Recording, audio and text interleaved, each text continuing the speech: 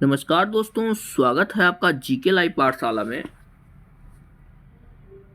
Allahabad high court group C D के लिए जो हम लोग राजीव प्रकाशन का प्रैक्टिस सेट देख रहे थे, जिसमें से पहला प्रैक्टिस सेट हो चुका था। आज हम दूसरा प्रैक्टिस सेट देखेंगे। कुल 10 प्रैक्टिस सेट है, न्यू अपडेटेड ये बुक है। बहुत ही अच्छा इसमें क्वेश्चन इंक्लूड किए गए हैं, तो प्लीज़ आप लोग सेट को पूरा अगर कवर करेंगे तो आपको बहुत सारा लाभ इससे मिलेगा। चलिए ज़्यादा बात न करते हुए शुरुआत करते हैं दूसरे प्रैक्टिस सेट की। जो लोग भी चैनल पे न्यू है, प्लीज़ आप लोग चैनल को जरूर सब्सक्राइब कीजिएगा और बेल आइकन प्रेस कर लेंगे ताकि आपको नोटिफिकेशन मिलता रहे। दूसरे प्रैक्टिस सेट के पहले क्वेश्चन से देखेंगे। दिया गया इसमें, भारत में सर्वाधिक जनसंख्या वाला दूसरा बड़ा राज्य, पहले नंबर का नहीं दूसरे नंबर का राज्य पूछा गया है जो कि जनसंख्या में सबसे बड़ा हो। तो प्लीज़ आप लोग जवाब जरूर दीजिएगा। तो जवाब हो जाएगा ऑप्शन बी, दूसरे नंबर पर आपका महाराष्ट्र आता है। दूसरा क्वेश्चन है, सूची फर्स्ट को सूची सेकंड से मिलाना है। एक तरफ नृत्य दिया है और दूसरी तरफ राज्य दिया है। कौन सा नृत्य कौन से राज्य में होता है? भरतनाट्यम की अगर हम बात करते हैं तो यह तमिलनाडु में होता है, पहले का पहले से मिल जाएगा। कुचिपुड़ी की अगर हम बात करते हैं तो आपका आंध्र प्रदेश में कुचिपुड़ी फेमस होता है, तीसरे से मिला देंगे। सत्रिया की बात करते हैं तो सत्रिया आपका असम का है और कथक आपके उत्तर प्रदेश का है। तो इस तरह से हम मिलान कर देंगे। जवाब आपका कैसा हो जाएगा? डी ऑप्शन यहाँ से आपका सही हो जाएगा। दूसरे प्रश्न में आएंगे आप तीसरे प्रश्न की तरफ। इसमें दिया है, आहार नाल के कौन से भाग में भोजन का अंतिम रूप से पाचन होता है? बड़ी आंत में होता है, अमाशय में होता है, मुख गुहा में होता है या छोटी आंत में होता है? आप लोग जानते हैं भोजन का पाचन शुरुआत जो होते हैं वह मुख गुहा से हो जाता है, लेकिन यहाँ पर अंतिम रूप से पाचन पूछा गया है तो यह छोटी आंत में होता है। डी ऑप्शन यहाँ से सही हो जाएगा, छोटी आंत। तीसरा प्रश्न है चौथा, प्रकाश सर्वाधिक तीव्र गमन करता है, यानी प्रकाश सबसे तेज किस माध्यम में चलता है? पानी में चलता है, कांच में चलता है, वायु में चलता है या हीरा में चलता है? चौथा यह प्रश्न है और इसका जवाब हो जाएगा वायु में प्रकाश की चाल सर्वाधिक होती है। सी ऑप्शन यहां से आपका सही होगा। पांचवा प्रश्न है, प्रथम वित्त आयोग के प्रथम अध्यक्ष कौन थे? प्रथम वित्त आयोग के प्रथम अध्यक्ष के बारे में पूछा गया है। जवाब है केसी नियोगी। केसी नियोगी वित्त आयोग के प्रथम अध्यक्ष थे। ए ऑप्शन यहां से सही हो जाएगा। छठे प्रश्न को देखेंगे। इसमें पूछा गया है, कौन सी पंचवर्षीय योजना भारी उद्योग पर केंद्रित थी? छठा प्रश्न है, कौन सी पंचवर्षीय योजना यह भारी उद्योग पर केंद्रित थी? जवाब है द्वितीय पंचवर्षीय योजना, क्योंकि पहली पंचवर्षीय योजना में कृषि पर बल दिया गया था और दूसरी में उद्योग धंधों पर बल दिया गया था। तो ऑप्शन यहां से ए सही हो जाएगा। अगले प्रश्न में पूछा गया है, किस डेट को उत्तरी गोलार्ध में सबसे छोटा दिन होता है? उत्तरी गोलार्ध की बात कर रहा है तो यह होता है आपका 22 दिसंबर को। ऑप्शन यहां से आपका डी हो जाएगा। 22 दिसंबर को आपके उत्तरी गोलार्ध में सबसे छोटा दिन होता है। और कमेंट के माध्यम से आप लोग हमें जरूर बताइए कि उत्तरी गोलार्ध में सबसे बड़ा दिन कब होता है। जरूर आप लोग कमेंट में इसका जवाब दीजिएगा। आठवां प्रश्न है, कावेरी नदी का उद्गम स्थल किन पहाड़ियों से है? अमरकंटक की पहाड़ी से है, ब्रह्मगिरी की पहाड़ी से है, त्र्यंबक पहाड़ी से या नासिक की पहाड़ियों से है? कावेरी नदी का उद्गम, कई बार यह प्रश्न पूछा भी गया है। जवाब है ऑप्शन बी, कावेरी नदी ब्रह्मगिरी की पहाड़ियों से निकलती है।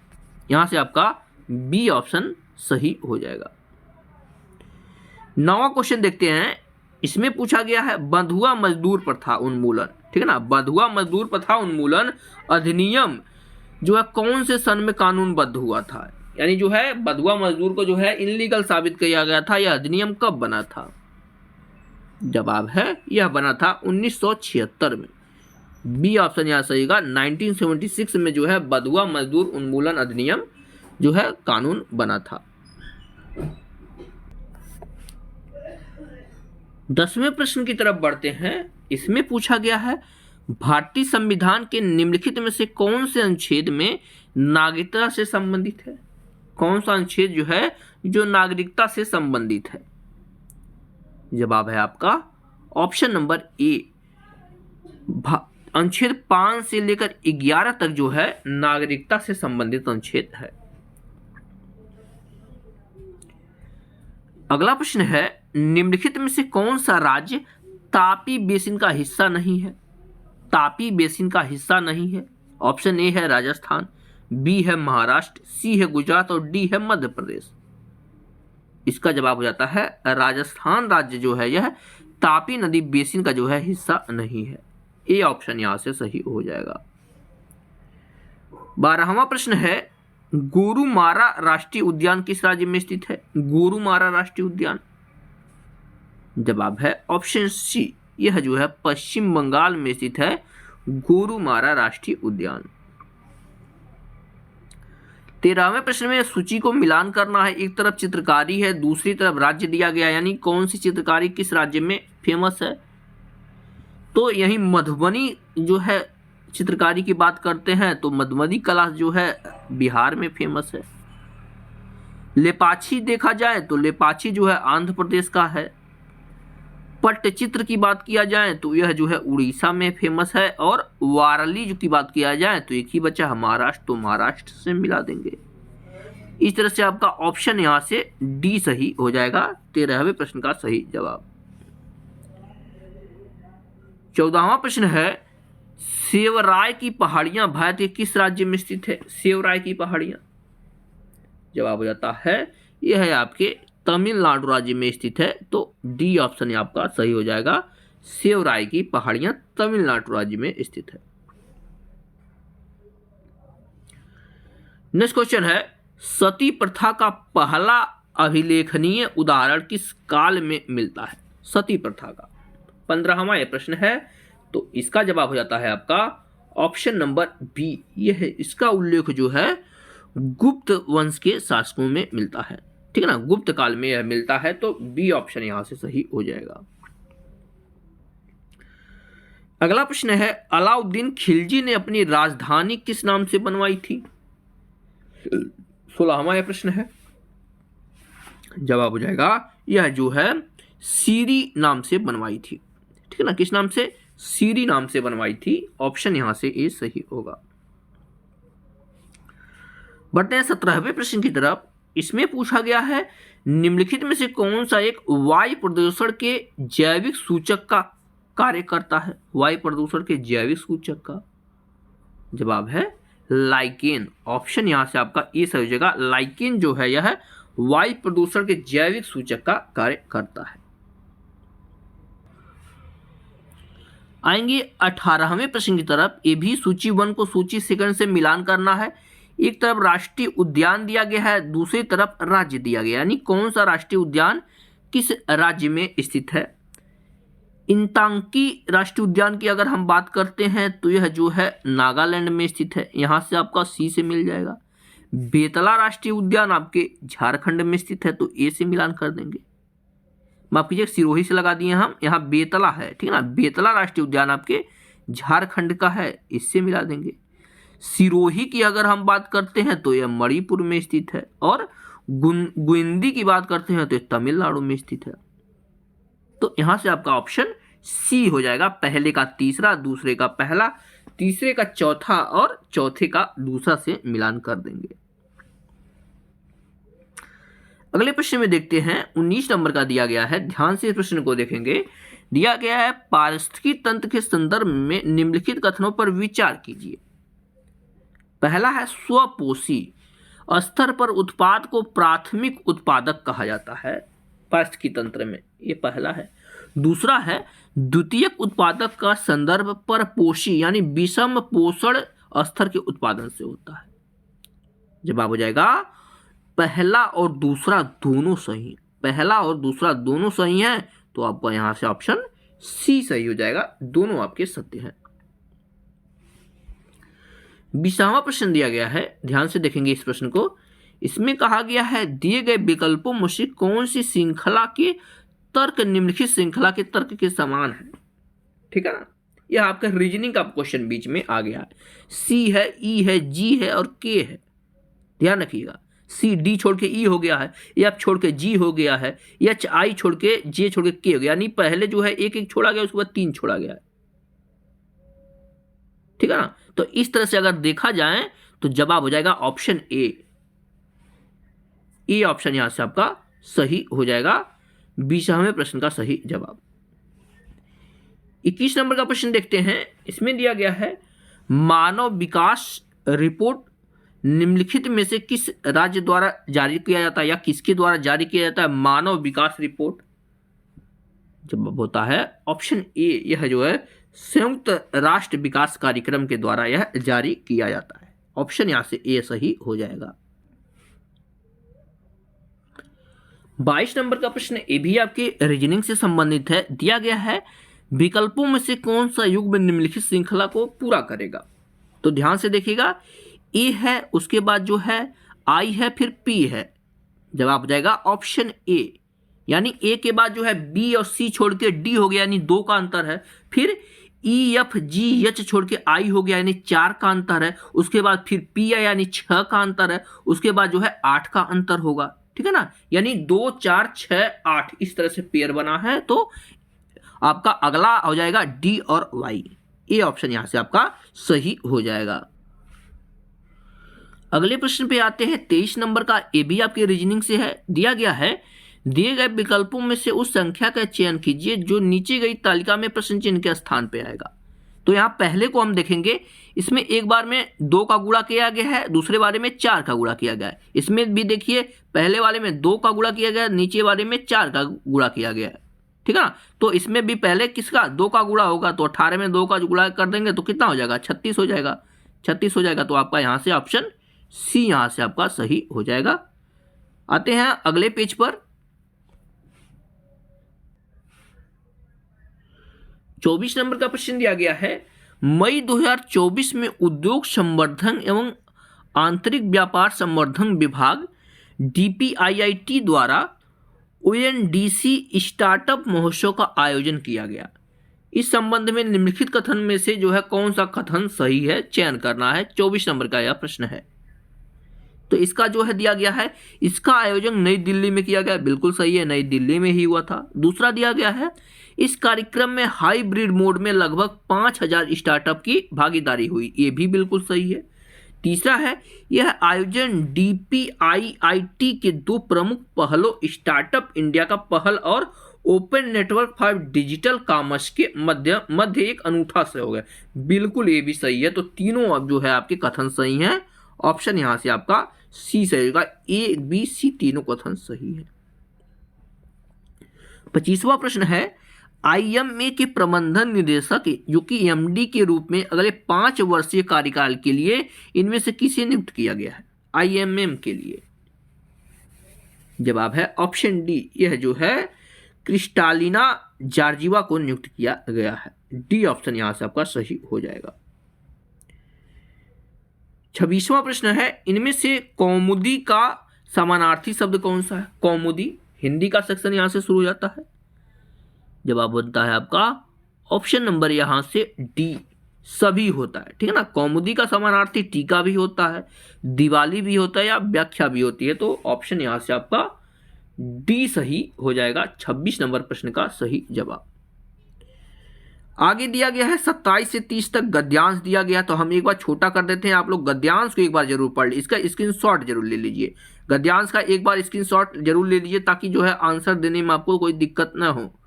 चलिए एक बार हम लोग गद्यांश को पढ़ भी लेते हैं, उसके बाद इसका आंसर देंगे। दिया गया है हंसी भीतरी आनंद की बाहरी चिन्ह है, जीवन की सबसे प्यारी और उत्तम से उत्तम वस्तु एक बार हंस लेना तथा शरीर को अच्छे से रखने की अच्छी से अच्छी दवा एक बार खिलखिला उठना है। पुराने लोग कहा गए हैं कि हंसो और पेट फुलाओ। हंसी कितने ही कला कौशलों से भली है, जितना ही अधिक आनंद से हंसोगे उतना ही आयु बढ़ेगी। एक यूनानी विद्वान कहता है कि सदा अपने कर्मों पर खींचने वाला हेरिक्लेस बहुत कम जिया, पर प्रसन्न मन से डेमोक्रेटिस 109 वर्ष तक जिया। हंसी खुशी ही का नाम जीवन है, जो रोते हैं उनकी जीवन व्यर्थ है। कवि कहता है जिंदगी जिंदा दिली का नाम है, मुर्दा दिल खाक जिया करते हैं। मनुष्य के शरीर के वर्णन पर एक विलायती विद्वान ने एक पुस्तक लिखी है, उनमें वो कहता है कि, आगे देखते हैं, उत्तम सुअवसर की हंसी उदास से उदास मनुष्य के चित्त को प्रफुल्लित कर देती है। आनंद एक ऐसा प्रबल इंजन है कि उसके शोक और दुख की दीवारों को ढह सकते हैं।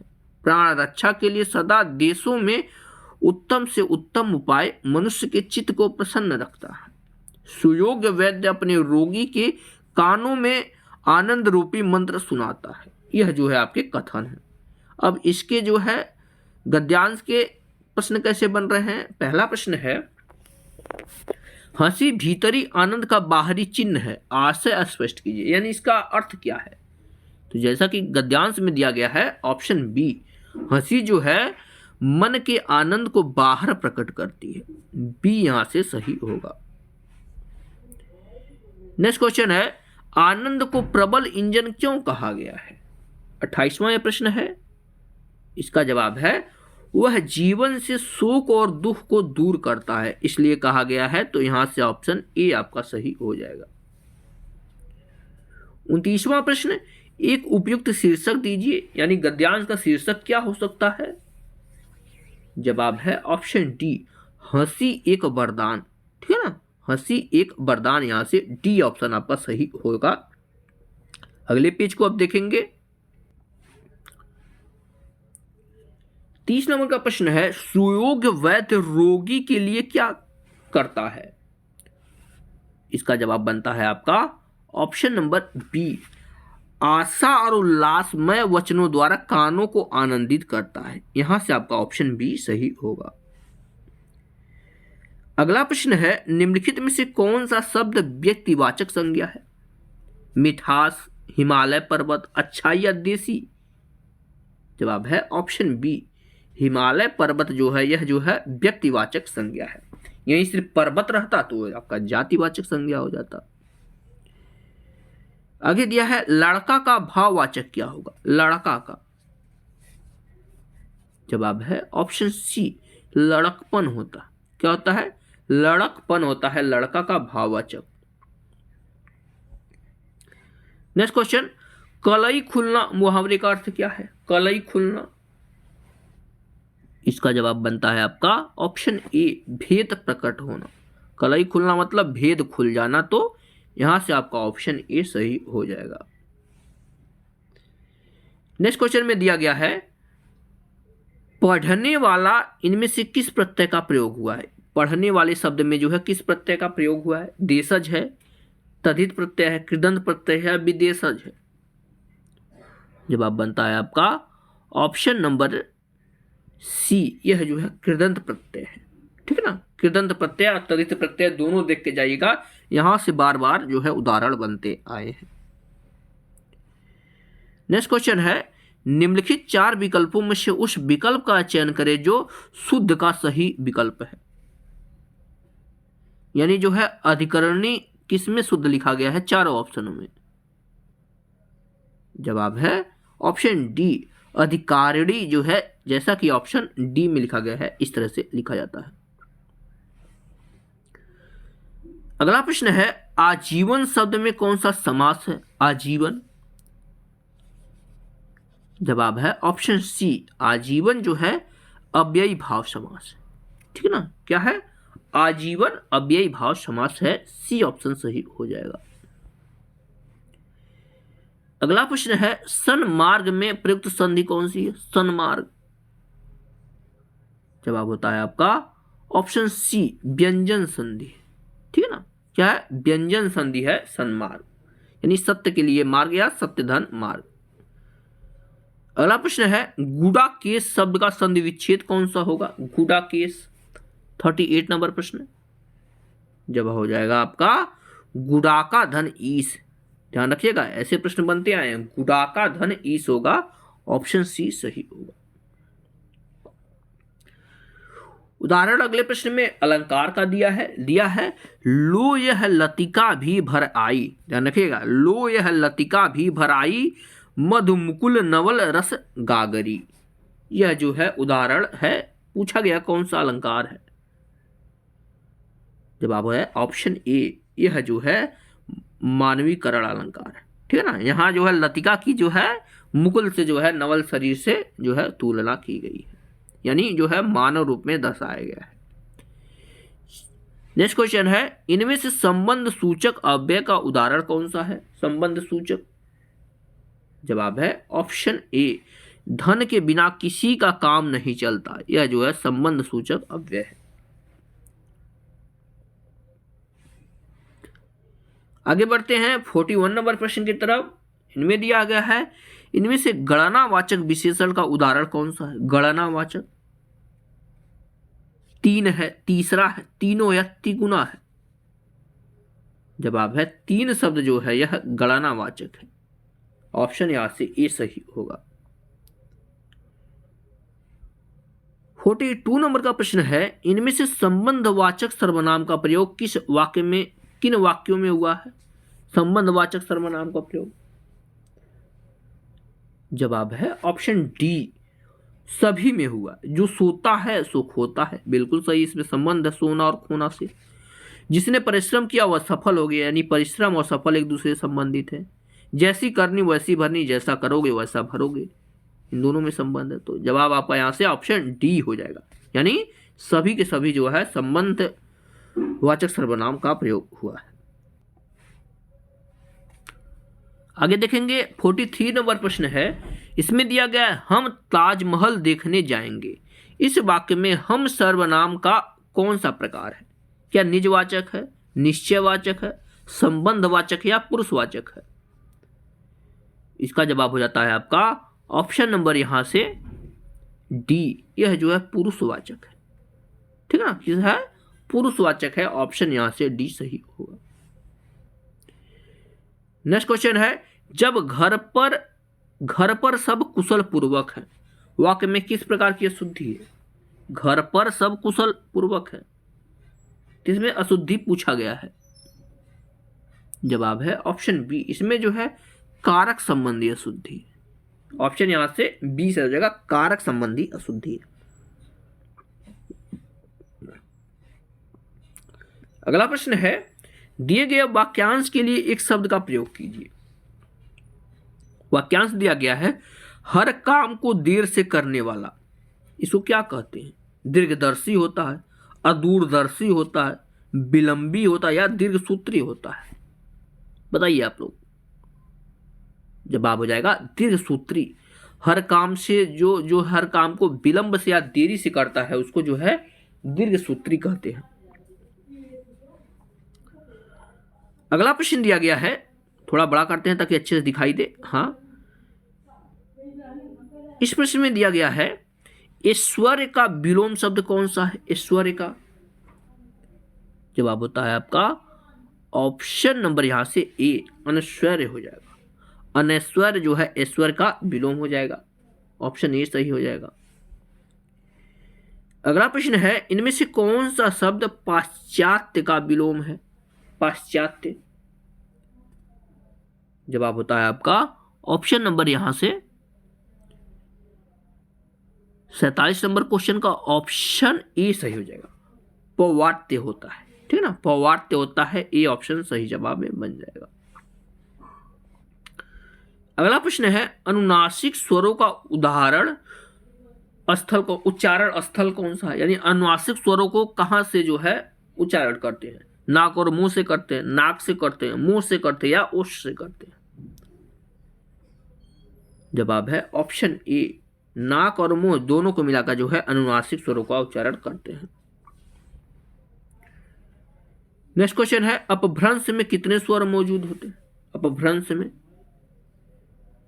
जवाब है ऑप्शन सी, अपभ्रंश में जो है कुल 8 स्वर मौजूद होते हैं। 50 नंबर का प्रश्न है, सापेक्ष शब्द का विलोम शब्द कौन सा होगा। सापेक्ष का जवाब हो जाएगा आपेक्ष या निरपेक्ष दोनों। सापेक्ष का विलोम जो है सी हो जाएगा, आपेक्ष होता है। ठीक है ना, ऑप्शन यहां से आपका सी सही हो जाएगा। तो हमने जो है दूसरा प्रैक्टिस सेट पूरा कर लिया है। मैथ का पोर्शन है तो जो है इसके लिए आप लोग हमारे टेलीग्राम चैनल को ज्वाइन करेंगे, वहां पर आपको पूरा का पूरा प्रैक्टिस सेट मिल जाएगा, उसे आप कवर कर सकेंगे। वीडियो पसंद आई हो तो आप लोग लाइक जरूर करिएगा, चैनल को जरूर सब्सक्राइब कीजिएगा। मिलते हैं नेक्स्ट लेक्चर में, तब तक के लिए धन्यवाद।